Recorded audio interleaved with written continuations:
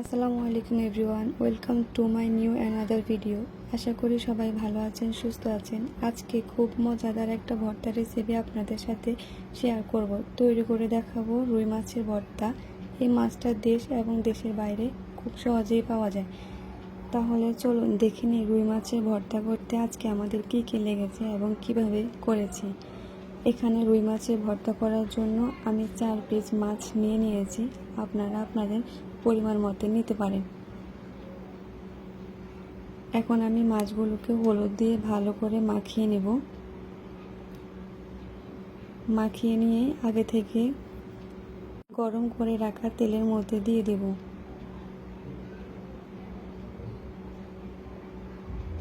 তেলের মধ্যে দিয়ে মাছগুলোকে এপিট ওপিট করে উল্টে বেছে নেব।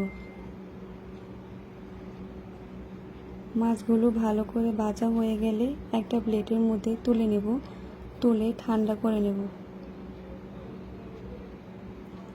এখন আমার মাছগুলো ঠান্ডা হয়ে এসেছে। এখন আমি কাটা বেছে নেব। কাটা বাছা হয়ে গেলে এর মধ্যে দিয়ে দেব 2টা পেঁয়াজ কুচি, 3-4টা শুকনা মরিচ।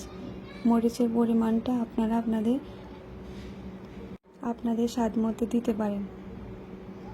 এখন আমি মরিচ পেঁয়াজ ভালো করে মাখিয়ে তার মধ্যে দিয়ে দেব স্বাদ মতো লবণ, দিয়ে আবারও ভালো করে মাখিয়ে নেব। এখন আমি মরিচ পেঁয়াজের মিশ্রণটাকে মাছের সাথে মিশিয়ে তার মধ্যে দিয়ে দেব পরিমাণ মতো সরিষার তেল। সরিষার তেল দিয়ে আবারও একটু মাখিয়ে নেব।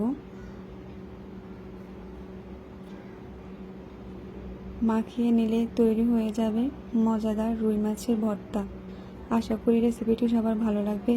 আল্লাহ হাফেজ।